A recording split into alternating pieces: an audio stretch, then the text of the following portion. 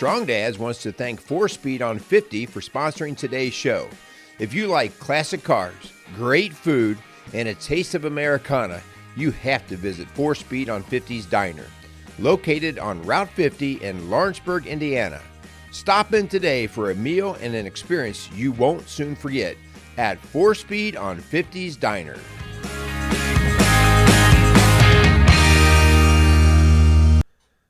Welcome to Strong Dads. This is Merle Hutchinson along with Carl Andre. Carl, how are you doing today? I'm doing great. It's really good to be here with you. I enjoy doing these with you. I enjoy them too. Yeah. Well, you take me kind of deep because I'm not very deep to begin with. So just Mile the fact wide. that, yeah. I don't think that's true, but if that makes you feel better. Yeah. Well, we have good conversation, and Kyle and I, we used to always talk, and we've said this before.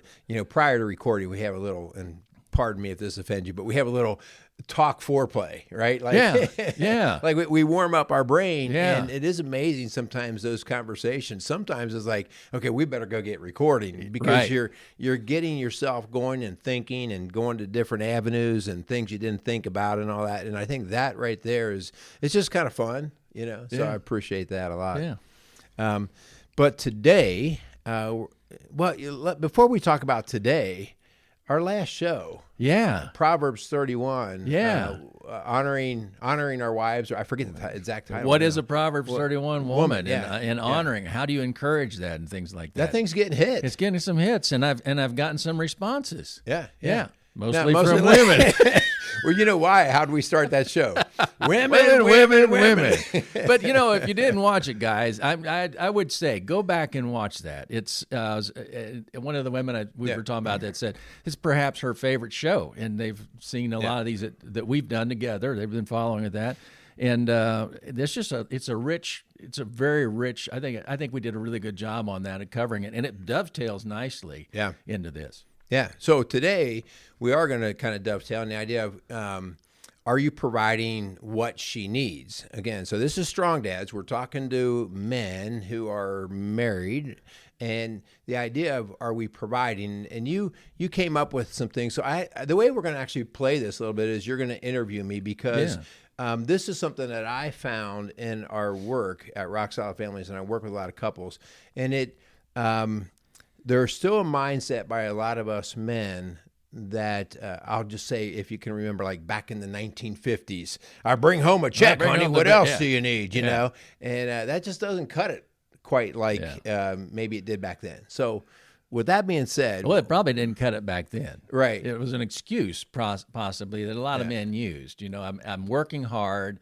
What else do you want from me? I think that's a common refrain too. Thus, the lazy boy. Yeah. The lazy. No boy item other than the invisible fence. There's been very few products so aptly named for what they do. The lazy boy chair. Why didn't they call it lazy woman or girl? Or no, they call it lazy boy. Oh, wow. We should get that changed. Good luck. Yeah. Hey, I'll tell you what. If you don't mind, I'll just jump in. You want to do your sponsors? Yeah, let's thank our sponsors and we'll get rolling. Okay, so we want to thank our sponsors: Quality Auto Mart, Casey's Outdoor Solutions, and 4Speed on 50 Diner. So we do continue to thank those guys and just want to be grateful with some gratitude towards them. Also, just you guys listening, we continue to thank you. Do us a favor. I know that this is always a weird ask, but you got to give us some likes. You got to give us some 5-star ratings. You got to give us some thumbs up, because that's how things come up in search engines. And so that I guess we could pay a lot of money. Yeah, we could do that. But no, just give us 5 stars, okay? So that's a little easier. And share it. I think a lot of times people, like with that Proverbs 31 woman, I sent that to a newly married individual, a man, and I sent it to somebody about to be married. I think it's that important. Yeah. Mm-hmm. Yeah.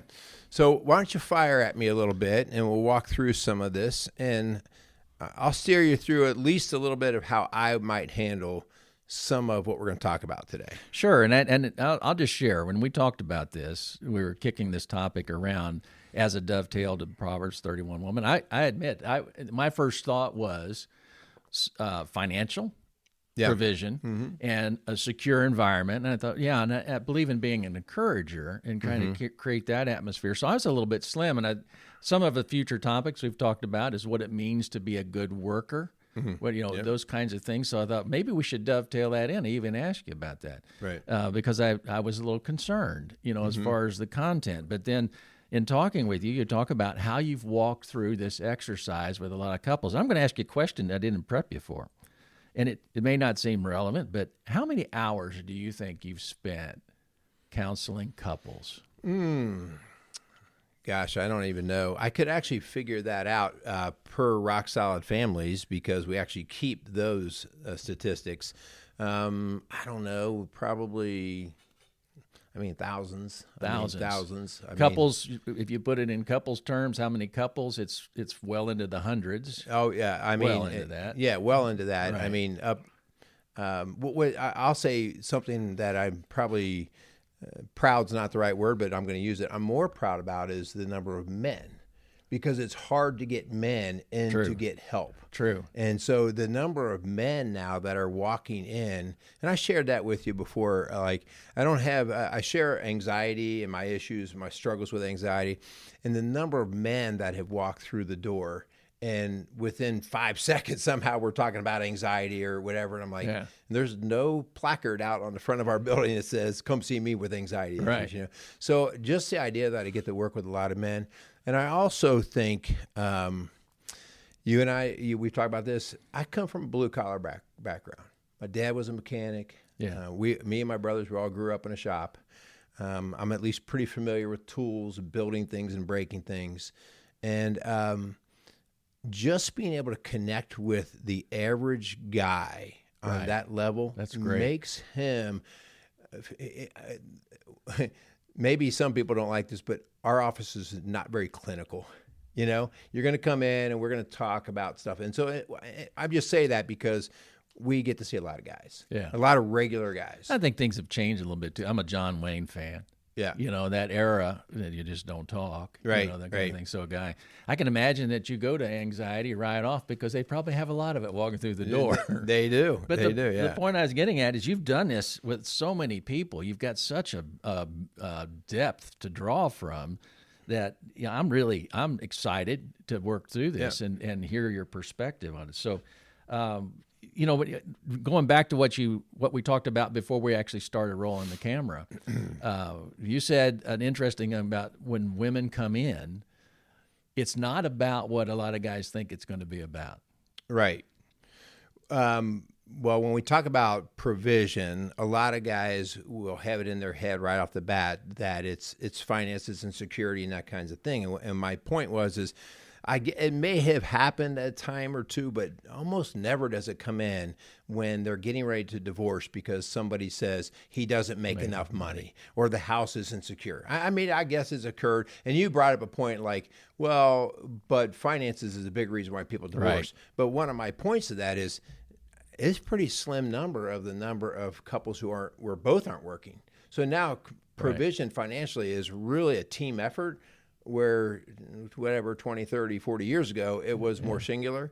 And most people are divorcing financially for financial reasons, not on how much they make, but how much they spend or terrible spending habits, the trouble they've gotten themselves in.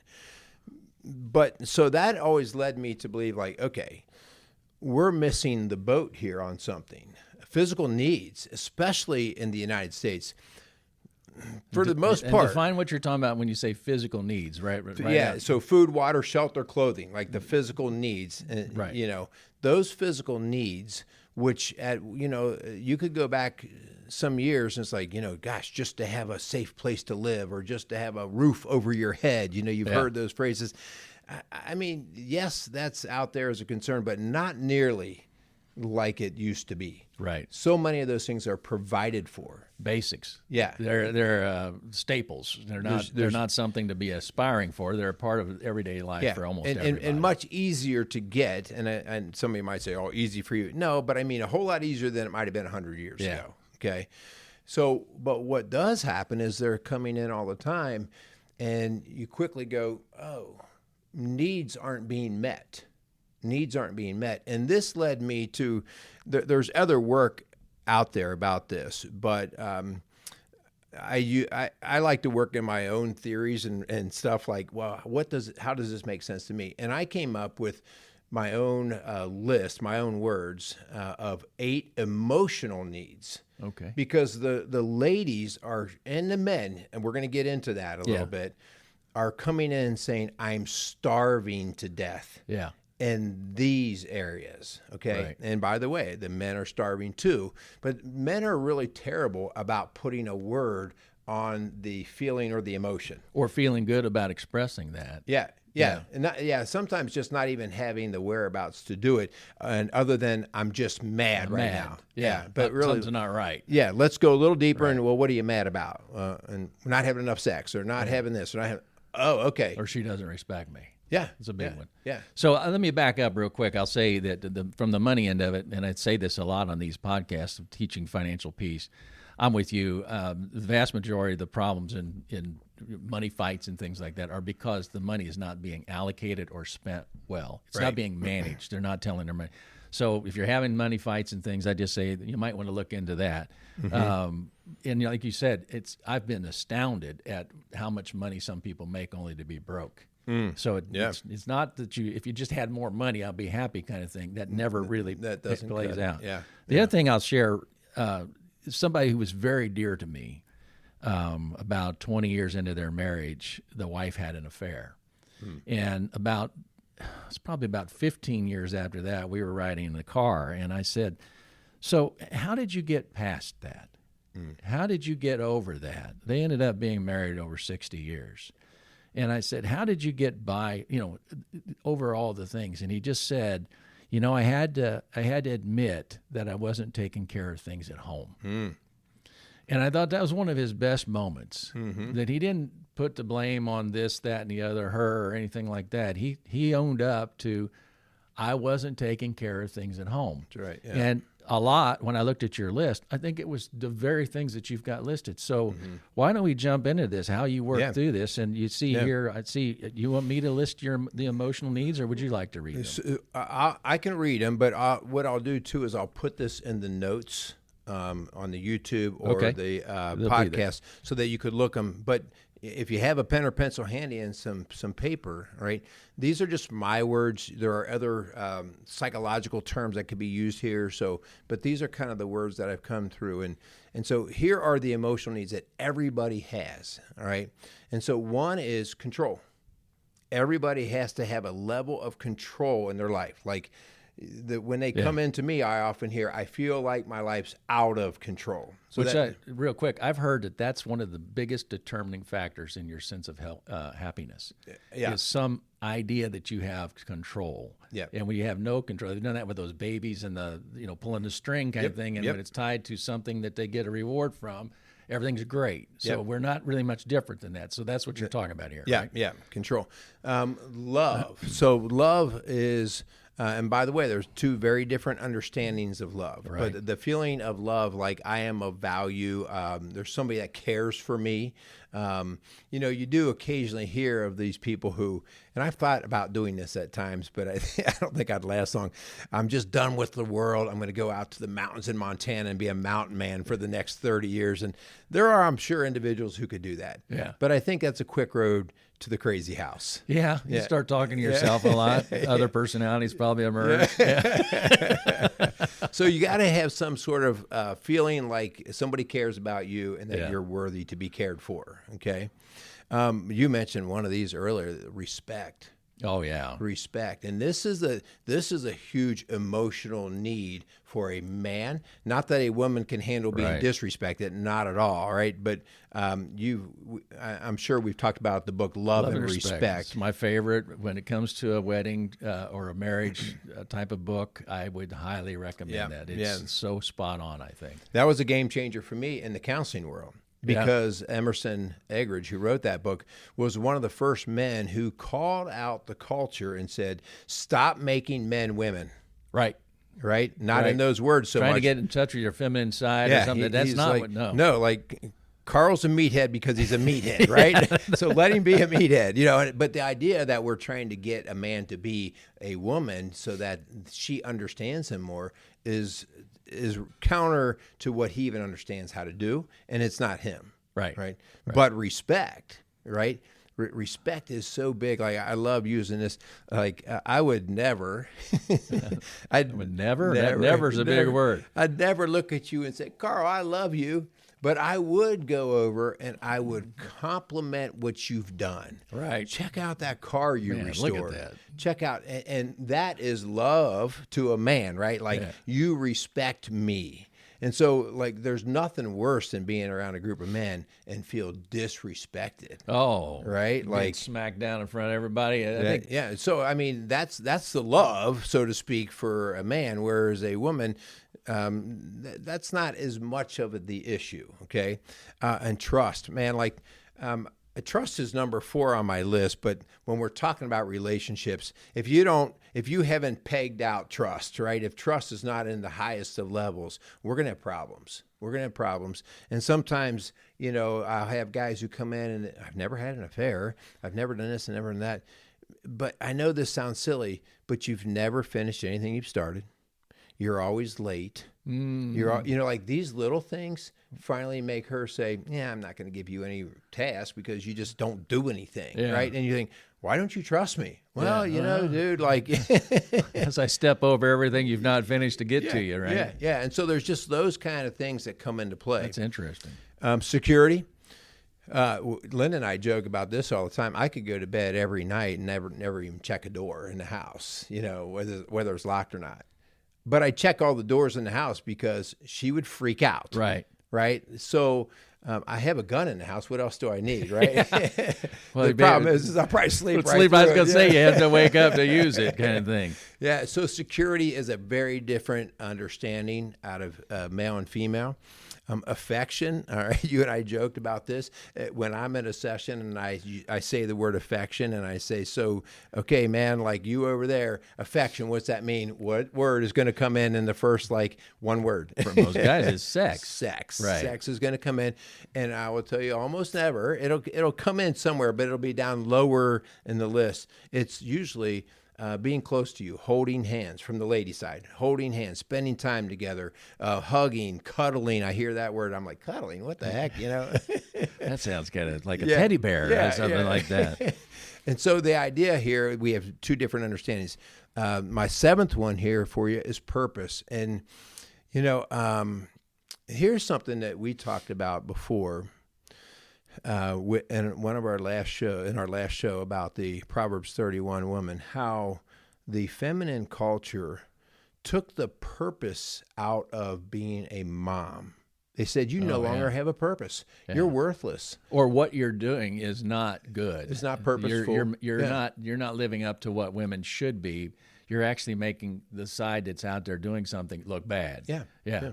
Which made women second guess, I need to get a job. I need to be a contributor to this house, as if they weren't already. But we swept the purpose out from under them, so they started second guessing themselves. Yeah. What good am I? Right. And so we all have to have a purpose. I don't define a purpose for another person. They all have to say, what I do, I feel like is meaningful. Okay. Right. So we all have to have a level of purpose. And the last one is faith. And so at our office, we work, we call ourselves a Christian ministry, but we don't, if somebody says I'm an atheist, we don't close the door on them, right? So, but whether you're an atheist or you are a Christian or whatever, everybody has faith. Everybody has to have faith, right? Whether it's faith in you, like I can do all things, right? Or whether it's faith in God, or whether it's faith in an insurance policy or faith in an education. I used to say you get in a car and you think of all the moving parts that's happening there, and you hurtle down the road at 60 miles an hour, passing people in the other lane. That is an act of faith, that everything stays together, everything's going to work like it's supposed to. Or when you walk in and just turn on a light switch, you expect the electricity to be there. Everybody's people; they're people of faith. We're all people of faith. Right. The sun will come up in the morning and everything like that. So we plan our lives around faith. Yeah. And so anyway, I list those out. These are emotional connections or needs that have to be satisfied. But I do want to get into the next part of this, and this is where both men and women, we mess it up, or we mess it up, and never with intention. I don't see that people are mean that way. What I see is we just don't get it. Right. So what I like to do is I like to say, okay, so I gave you these emotional needs, but now let's see if we can get an understanding of how to go about providing for each other. Well, I think too. I don't know if you're getting ready to say that. Your statement about thinking of it as food. That's where I want to go. Yeah, I think that's a great analogy, a great example. Yeah. So because food is a physical need. And it's very easy for we've heard about food for a long time and calories and expenditures, and at your body size versus my body size. If I looked at you, if I need 2,200 calories and we find out you need 3,000 calories just to maintain and do what we do every day, for me to look at you and say, Carl, you need to have 2,200 calories. Well, the doctor did. Yeah. Well, I know what you're saying. You pay him to say that, right? No, you pay him to I would beat you never up. pay somebody to tell me to stop eating so much.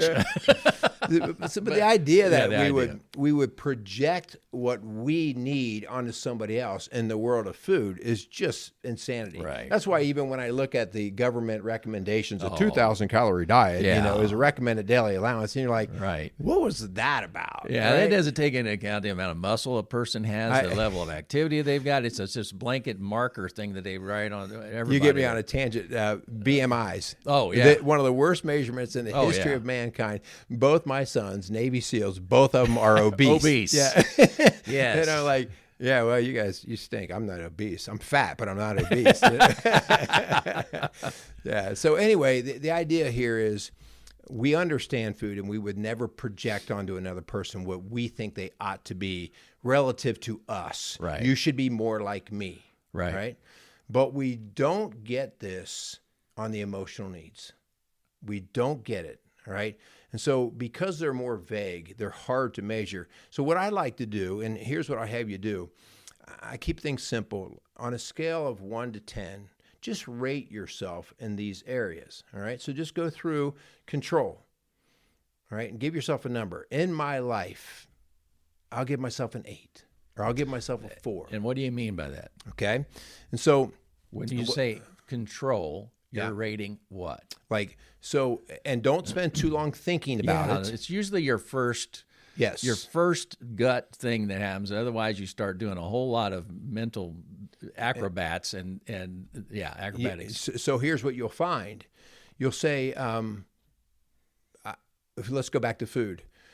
I need 2,500 calories a day. And you'll say, well, what do I mean by that? And I'm like, well, mostly I like sweets, and I will start to show my taste. Right. I'll show my taste for my food, right? Okay. And so what maybe I don't like food all that much, so I might score myself low, but for these foods, I love them. So it's when you say control in that respect, you're saying not only do I need these here, but I'm defining the sense of control I want in the fact that I need these particular ones in these areas. I want these particular ones. Yeah, and so when I first did this with Linda, and this is, I can talk about this, and it's not talking behind Linda's back. In our house, Linda is the control person. Like, she needs to know the calendars of the kids. She needs to know bank accounts. She needs to know, we're getting ready to travel this weekend. She goes, I don't really feel good about this because she didn't plan it. She didn't plan it. Somebody else planned it, right? And she's like, I don't even know where we're going, And I'm like, yeah, it sounds great to me. I got a blindfold. Yeah, exactly. And so she would score herself in the 8, 9, or 10 area, and I, off the cuff, would say, oh, I'm a 5, I'm a 6. That off the cuff, that's what we would say. Right. But here's what we found out, okay? When I have territories. If she comes in, I like bikes. Yeah. I like tools. Right. If she messes with my bikes or my tools, right, I lose my mind. Everything else can be going chaotic and everything like that, but right here. Why did you move that? Why are you doing that? Right? Yeah. And so I get very protective. Like, I have to have that. But she's more protective of a bigger a wider screen, I'll just say. She needs more areas of control. Yeah, right. Okay. And so you go through each of these areas, but you kind of, when you do them, you'll, let me make sure I get clear on this. Yeah. You're going to score yourself. You're not going to score your wife, okay? But what will happen is your brain will score her. Yeah. Okay? But just score yourself, all right? And you go through each one of these. Love, here's what I give. Respect, here's what I give, all right? And then you want to come together with your spouse, okay? And you just want to start talking and saying, well, what'd you score yourself, okay? And this is where the exchange will start to come up where you, well, here's what I would have thought. That's funny that you scored yourself that, right? Because we have perceptions. And again, the spouse has not written down your score.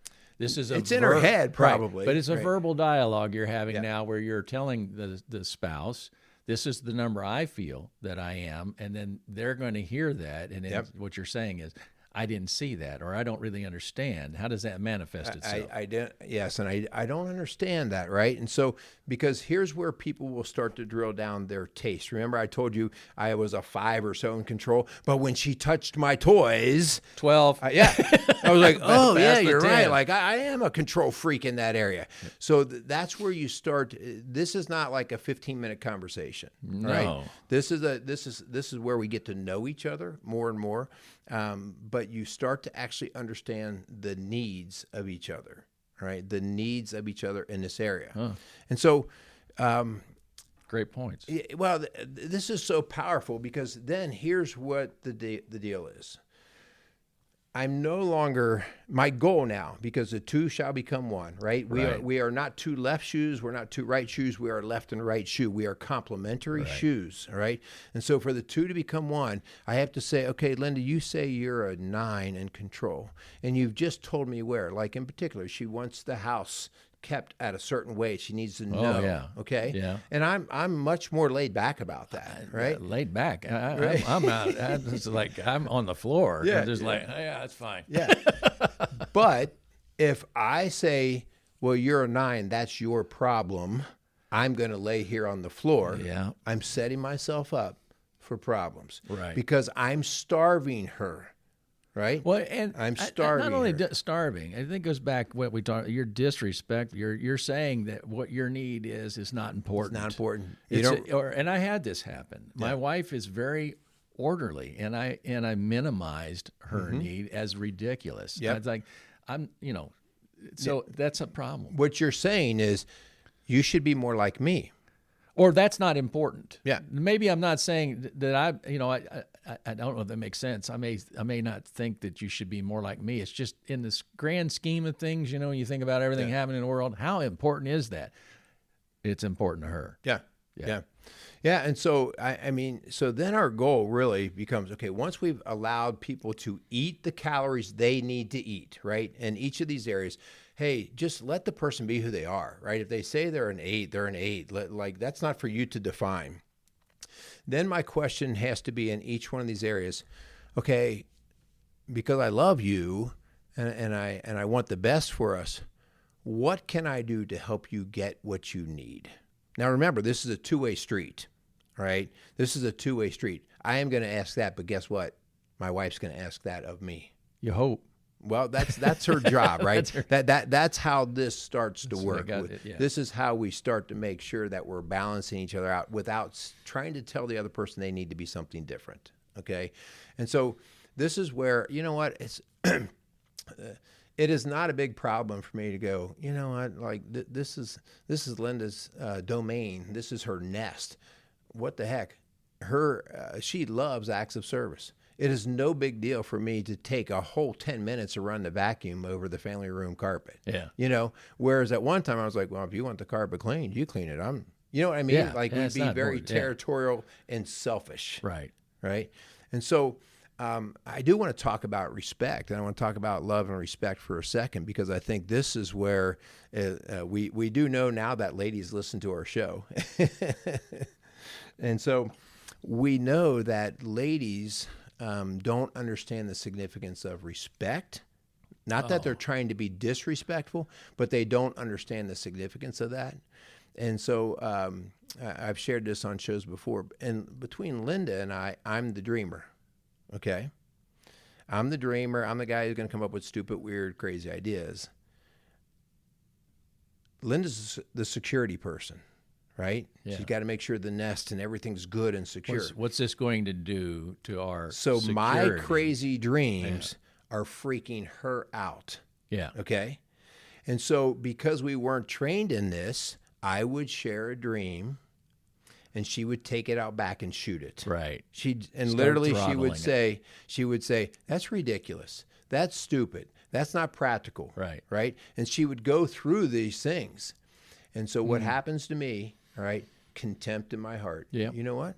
Fine. I won't share that with you anymore. Starts seething Yeah. inside. Yeah. And again, I'm just sharing it. This is one. Like, I have poorly loved Linda many times. Why? Because I've loved her the way I thought she should be loved. I didn't take the time to say, how would you like to be loved? You know, I bought her gifts before, and she'd say, okay, but the vacuumed carpet would have been equally good, you know, because this gets a little bit into those love language, but this idea like, I wish you would love me the way I want to be loved. I wish you would respect me the way I want to be respected, and stop trying to make each other eat the calories that the other person thinks Right. you should eat, Right. right? So when we start to actually do this, by the way, this is a dance. This is not static. Right. Right. And so we're trying to not step on toes, and we're trying to get more and more familiar so that we get more into a flow, so that the two of us can read over time. I know what she wants. I know what she needs. Right. This is not a big challenge for me like it used to be. And I don't know if this is fair to say at this point, but you know, and I've seen this in so many different forms, and my wife has done it, and I do it to her too. That a lot of times we don't realize when they're being disrespectful, and especially with a man, if you disrespect a man enough, you will not get what you need. Yep. It will be one of those things that the walls come up, and before long, each person is kind of going the opposite direction. And guys, I hate to say this. I mean, we're really simple, in my opinion. Mm-hmm. If a man brings home a rock, you know, when you're a boy, you'd bring home a rock. That's the best rock you've ever seen. Yeah. You know? The guy is just like, hey, look at this trophy, you know, kind of thing. But it happens in so many ways that people don't realize, you know, like you said. Is that really smart, you know, to do that? Or is that the way that should be, you know, and the thing is just blown up, you know, kind of Right. thing. Guys are very fragile, I'd have to say. And you can say whether they should be that way or not, it doesn't really matter. Just like women tend to need love. Yep. And that's what the book Love and Respect is about. You could argue, well, that's not very practical. As a man, you can argue that. But boy, if you don't get that respect, and I suspect it's the same for the woman, if then it goes underground, like you said, and then the wall comes up. And if you're afraid to voice these things, then you won't. Right. And you'll be angry about it, and it's caustic. Yeah, and that's one reason why I like to do this exercise, because sometimes it's not afraid of. It can be afraid to voice, but sometimes I just don't know where to begin. I don't even know what to talk about, right? Like, and so let's go back to the beginning. Seldom do people come into me and say we're divorcing because he's not a good financial provider. But what we do see is, let's go to affection. All right, let's go to affection. In a woman's list, and I'm generalizing here, just bear with me. In a woman's list of affection, I will frequently hear closeness, conversation, communication. Us guys are like, what do you want to talk about? I don't know, right? Yeah. And so, but here's what happens, as you talked about before, going underground. If I starve my wife long enough, because we never talk, you know, I never hit the rhythm of talk, right? Never getting any kind of harmony with her on that. And she finds somebody who does. Not even looking for it. Not even looking for it. She just happens to be at work, and she shares a little something, and some guy's like, you know what, I got the biggest kick out of that, and next thing you know, he starts flicking that string. Oh, I would never do that. And I can't believe your husband's doing those things. Yeah. And I'm so sorry. You know, Yes. Yeah. I can hear it all. You know, you could take a sexual act all of its own. It's not nearly, you know, it'd be devastating. But this kind of thing you're talking about, this emotional entanglement that can happen when somebody's vulnerable. And I learned that from watching people. You've got to back to the taking care of business, because I believe everybody is capable at an opportune time of being vulnerable to something like this without ever intending. You know, that would have never been on their radar. So, yeah. And we can go across the board. Like, any one of us can struggle in any of these areas. I share the Jeep story.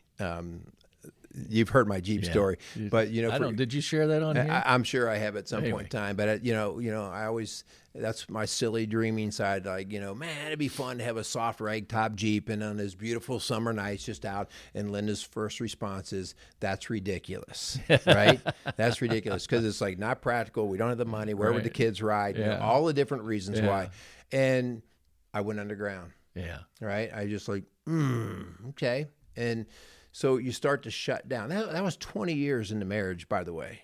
Lynn and I have been married for 37 years. That was 20 years into marriage. So it wasn't like newlyweds. We were newlyweds. It wasn't like, but see, these things were slowly eroding. And I share this story because that was like in May or so of that spring. And I never brought it up again. Never brought up the Jeep thing. Okay. And so it was around this time of year. Okay. We were coming into late summer, fall.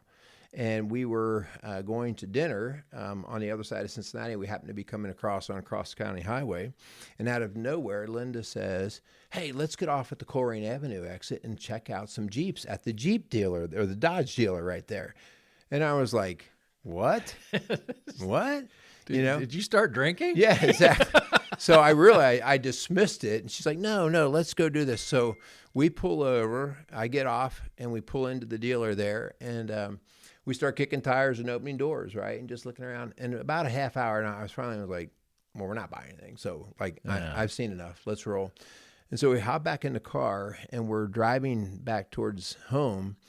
And I just said, what was that about? And I said it in that sort of harsh, like an appetizer you can't eat. Yeah, you're playing with me now. Right. You're playing games with me. What was that about? And it was totally quiet. And I looked over, and Linda's crying. She's crying, and she said, "I am so sorry." Wow. I am so sorry. I don't know that I heard this She had part. just read the book, Love and Respect. Oh, yeah. And she said, "It just occurred to me that you're my dreamer. Yeah. And I have disrespected you because it didn't make sense to me." Now guess who's crying, right? And so that was eye-opening. And so really, that's when I read the book too, right? Yeah. But I have equal stories as to where I have loved her wrong. Yeah. I've loved her the way, and when she didn't accept it, I thought she was being unappreciative, right? Throwing it back in your face, kicking and I'm sand. like, what do you mean you don't like I'm doing this? my best here. Don't you see that? Kind of thing. Yeah. Instead of me going, what do you need? Like, what do you want here out of this? Because I read you wrong. Yeah. Right? So anyway, these are the emotional needs, and these are the reasons more often than the physical needs that we see couples struggle and even the marriage falls apart. And so I just can't I can't recommend it enough to go through a practice like this, whether you use what we talked about tonight or you have some other way or conversation, like getting to know what the need of that person is on an emotional level. Here's the other thing. If you live in a harsh world, a third world country where just getting physical needs met, they won't even pay attention to these. This isn't on, and I've heard this about, if you ask people if they're happy, they don't even think in those terms. Yep.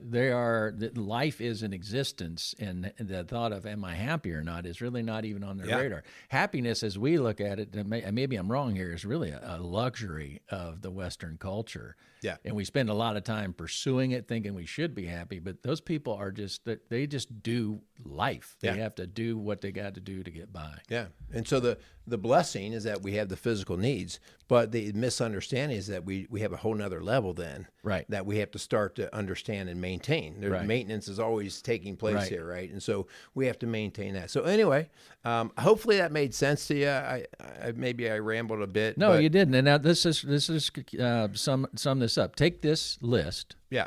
Right. And just, I haven't been through this, and Linda and I are going to have to do this. My Linda, obviously. I'll give you a counseling agency. So you write down, do you just take a piece of paper and write down control and write your number next to it? Yeah. And then write down the next one and write your number next to that. And then you two come together and you share these numbers and why you feel that way. Yeah. And then this is the discovery. So other than that homework, what do you do? I know it sounds pretty self-evident. Once you've gone through this, when you've seen couples that have gone through this, what's the next big hurdle? Obviously, you've got a trajectory. If you've been married a lot of years, you're kind of on this, got this rut that you might be in, and the way you're doing things. What's the next big hurdle you think that people should be ready for if they do this? Let me get to probably a front runner hurdle. You will have a desire to steer how they scored themselves. They'll say, "I gave myself an 8," and especially if you've been any time with them at all, you'll be like, "An 8? What do you mean an 8? You're a..." Yeah. Don't do it. You don't get to put the calories in their mouth. Let them be their own keeper. So that's my first hurdle. And seek to understand rather than to tell me why you gave yourself that. Right? Tell me, because like I said, I would have given myself a 4 or 5 on control. But then when we got into some discussion and Linda said, "Well, you almost bit my head off that time." And I was like, "You're right." That's where I learned I'm territorial. Right. And we all are territorial, right? Well, we got egos and we got pride. Yeah. And we got all those things. We're all human. And so part of what this is about, like, just like I have taste in food, I also have taste in each one of these. Like control, well, I have a taste for a certain type of control, like a certain type of food. Right. I have a taste of what affection would look like for me. I have a taste of respect, right, and all of these things.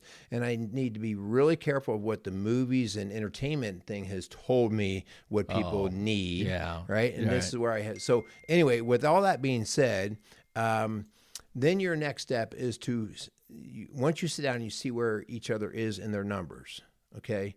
Then you seriously, like, and you have to do this with such a genuine heart. You have to say, okay, so what can I do to help meet your need? In other words, how can I go to the store and buy the right kind of food for you? Deliver that dish. That's right. How can I do that, right? And or sometimes I have to say, what do I need to stop doing? Like I've been talked about that. I've been doing this, and so now I have to invite in the whole idea of some truth of saying, you've always done this, and it's just not done what you've thought it has done for me. Yeah. So this is where you got to let people really express who they are, right? And as I said before, is once you start to lay this out, then it becomes a dance. And when you first learn to slow dance, you step on each other's toes.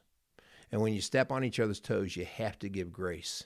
Because the whole idea that you do this with good intentions. I never intended to step on your toes. That was not my intention. But I'm clumsy. Right. Or I've got a habit of the last 40 years of stepping a certain way. And so, real quick, a ship doesn't turn quickly. Right. So having the fortitude and discipline to stay with it through the stepping on the toes and all those things, this will not be easy at first. I think this isn't like a magic wand. So people might think, oh, well, we'll do this and everything will be hunky-dory. Yeah. Great. Yeah. Yeah, I don't, I'd even hate to put a time frame on, but I'll tell you, like, when you just become aware, you can then be corrected. Okay. In other words, now that I know that Linda doesn't like these types of gifts, and if I happen to buy that, she could say, "Hey, remember." Good right? point. So I can be corrected without being shocked or thrown off balance. Right. Okay. And she doesn't feel like, I did it again. You know what? Yeah. I know better. I'm learning. Yeah. Yeah. So it opens the door for that communication going forward too, to say, hey, that's one of those things. Yep. Yeah. I real quick, I was on the way home one night and I just thought I'll buy Linda a pair of diamond earrings. I think they were like $1,800 or $1,600. I stopped and I looked around, and took them home. I don't know that I've seen them, but more 4 or 5 times. Linda's just not, so guys, you might be spending a lot of money on things that it's just a complete waste of time. Yeah. That's not the food. And picking up the vacuum cleaner was better than diamonds. I can tell you. So there's responsibility on both people's parts, right? That was not necessarily your fault. It was just never voiced well or heard well. Well, it's the culture. Sides. It's the culture too. De Beers and all that. You see this thing, and you're sold on this idea that this is the way things are supposed to be, and you're marketed into this in Hollywood and everything. Yeah. It's not the reality. Of what this person needs. So you're painting with this broad brush of culture. It's not necessarily true. So there you go. Those are how we can help provide on a whole different level. Obviously, we're not taking off the table the physical needs. Those never go off the table. But typically, if people are coming in to see us, it is probably because we have somewhere dropped the ball in these areas. And usually it's a combination, right? Like once you don't love me well, I start to lose trust that you'll ever love me. They're tied together. So, right. Yeah. And I would say, and this is painting with the brush, and it may not be what your wife needs, but I'm almost going to bet women today need to feel attractive. They need to be what we talked about in Proverbs 31. I don't think there's very many women out there that don't need to be told how beautiful they are. One of the things I probably shouldn't share on here, a lot of mornings I go up, because I wake up before Linda, and I'll go up and I give her these little kisses all over her forehead, and I tell her I love her. And that's the way I want her to start the day, kind of thing. There are very few women that don't need a lot of affirmation and comfort, especially in this culture. Yeah. So that's maybe your wife, maybe that's not the food, but I'm going to bet, like we were talking about picking up the sweeper. Right. And I heard one time foreplay begins in the kitchen. Right. And that's so there are some things that I think are kind of universal. Yeah. And if you're not doing those, that's a part of that thing going back to what I said originally. I wasn't taking care of business at home. So finding out what that business is vitally important. Yeah. Yeah. All right, guys. Well, hopefully, thanks for interviewing me, by the way. That was a pleasure. I have not done this. So when we talked about this, I think like we talked about at the very beginning, most guys are going to think it's financial. Right. It's providing security for the home. So this has been very refreshing for me, and I'm looking forward to doing this. Yeah, it's a work, and it's a continue to be a work in progress. So hey, if this makes sense to you, and trust me, if you get through and you start to fumble and stumble through it, get some help. Seriously, reach out to me or whatever. You don't even have to set up an appointment, email me or whatever, and I can help walk you through it. It's just not that big of a deal for me. But get yourself some help. Take some time to do this. I think you'll be so much better off down the road as you just start to fortify things between you, because you'll be satisfying needs that, oftentimes you've been starving and you didn't even know it, or she's been starving and they didn't even know it. I got one parting question. Yeah. Should you do this with your kids? Oh, man. So, actually, yes. Okay. Maybe that's another show. That's a whole nother show. And here's how I know this. I have screwed that up. Okay. I have screwed that up because they're kids, right? And you make an assumption of I'm the parent, they're the kids, but our kids are all wired so differently. We have one child in our house that affection is huge, and I dismissed it because he's a boy. All right. So you're painting with a brush, again, culturally and things like that. And his affection is not hugs. His affection is attaboys. Attaboys, pats on the back, affirmations. That's his affection. And you can make him just swell, but here I starve him from it. Right. So I'd be very careful jumping into this haphazardly with a 5-year-old. Okay. Right. But I think as they do start to show some of these characteristics of affection and security and all these things, maybe I might change the wording a little bit. But these things, emotional needs, are still present in all of us. Yeah. Yeah, I could see with a daughter or a son. Yeah. So that's an interesting thing to think about. Anyway, wrap her up there. Yeah. So, guys, we want to thank you for listening to Strong Dads. And, again, share our show. Reach out to us if you need some help, rocksolidfamilies.org. You could contact us at our office at 812-576-7625. So reach out. We'll get you set up there. Our sponsors. I want to thank our sponsors. I want to thank Quality Auto Mart, Casey's Outdoor Solutions, and 4Speed on 50 Diner. All right, so that's all I've got. You good? No, I'm good. All right. Thanks. Go out there and be a strong dad.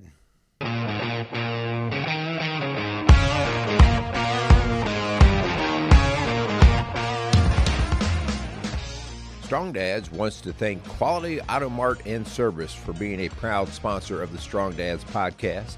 Started in 1985 and going strong for all these years. Recently, Quality Auto Mart has transitioned from owners of Mark and Nancy Repke to longtime employee Fred and Lorene Venus. For all your automotive needs and golf cart needs, Check out Quality Auto Mart, located across from Indian Lakes on Highway 46 outside of Batesville, Indiana.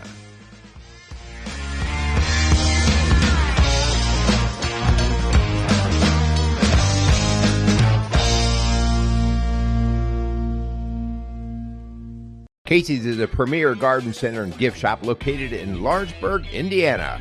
Casey's offers a wide selection of plants, landscaping materials, home and garden decor, and gifts for every occasion.